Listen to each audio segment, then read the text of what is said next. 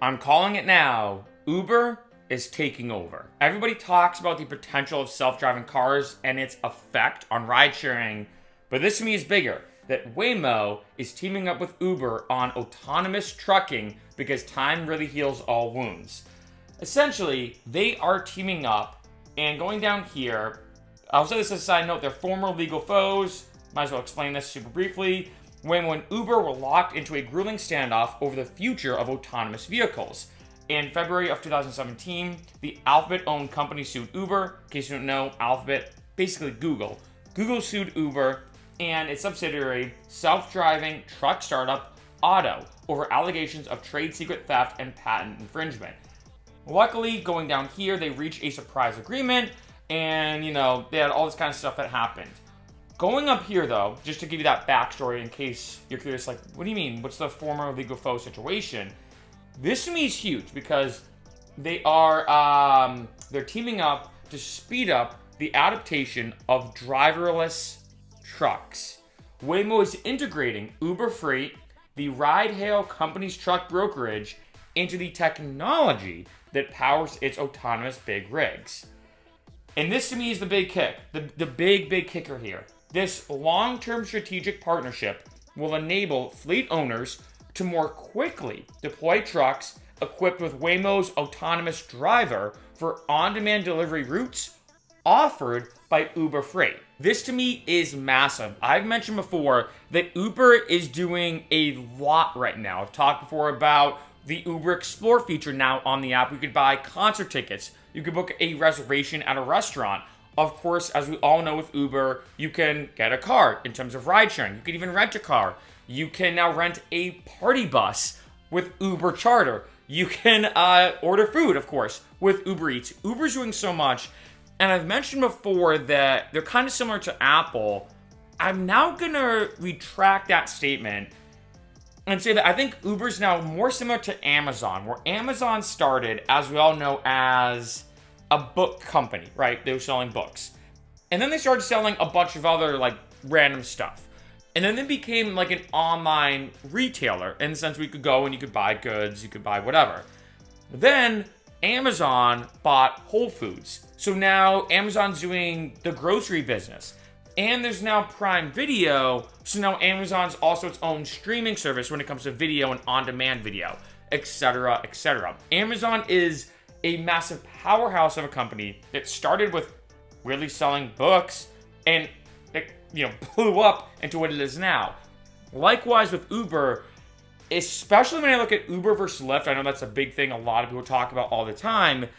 Uber is now putting its hands in so many different pockets, and both literally and figuratively, if we want to talk about the money they're trying to get, and it's insane to see what they're doing. And this to me is so interesting. I started talking about this with the Uber parking video. I was like, wow, Uber's really kind of doing a lot now. You can now rent a spot in a parking garage with Uber, and then Uber Explore, and then all these different things that I mentioned earlier.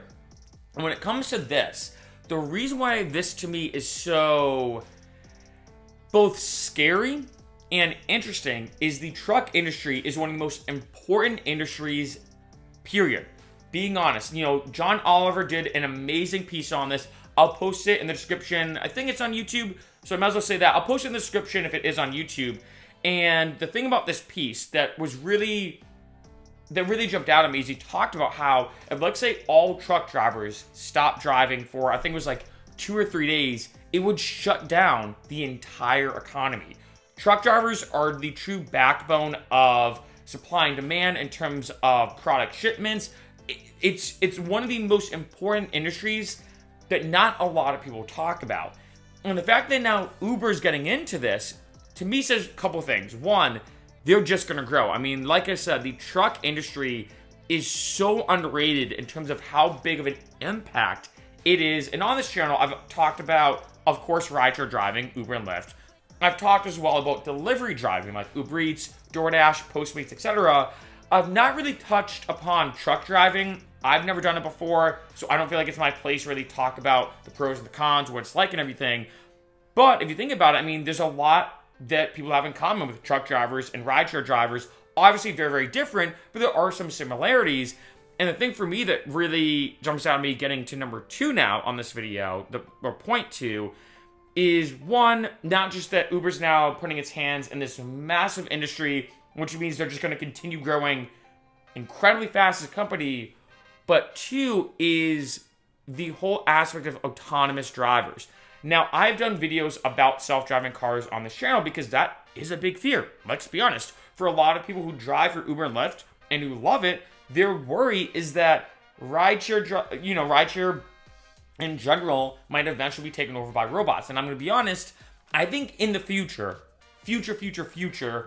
yeah, it's somewhat inevitable. I still think we're at least 20 or 30 years out in terms of self-driving cars taking over everything that is Uber and Lyft. For now, though, I think we're good. However, with truck driving, it is a bit different. I feel like with rideshare driving, there is more of a personal aspect. Again, I don't understand all the science behind self-driving cars, but it seems like it's maybe a bit more tricky. I honestly don't know. When it comes to truck driving, a lot of it is getting from point A to point B for the most part. With rideshare driving, there is that personal aspect that people do like talking to the driver. They like kind of that social interaction. But this to me is showing that slowly and surely, Uber is growing its perspective on autonomous vehicles. And while, yes, it's not using its own technology, it's going through Waymo, which is owned by Google, it's still showing that at the end of the day, this is a big thing we're all going to really have to be aware of. And again, it's going to start with self-driving trucks, as it's already happening now, like I showed you. And then slowly, I think, but surely, it will move into self-driving cars. And so for those 2 reasons, that's why I think this is so interesting. One, that Uber is still continuing to get into so many different industries. I mean, hey, maybe there'll be a Uber car someday where it's a car made by Uber that you can buy.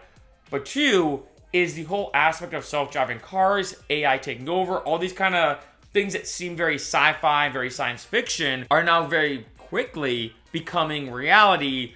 And this is very interesting to see. Let me know what you think in the comments, especially for any truck drivers who do watch this channel. What do you think about this? How do you think this is going to affect the entire truck driving market?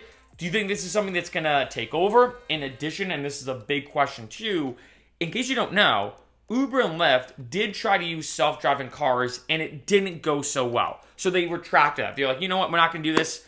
Maybe the technology's not there. Do you think that same situation is going to play out with self-driving trucks? Do you think they're going to roll them back and say, you know what, it's just not there yet. The technology's not there. The infrastructure's not there. The programming is just not there yet. We're going to wait another 5 or 10 years. Or do you think, and I hate to use this pun, it's going to go full steam ahead because maybe the self-driving nature and the pairing of Uber and Waymo is going to make self-driving trucks a lot more feasible than self-driving cars in terms of ride sharing?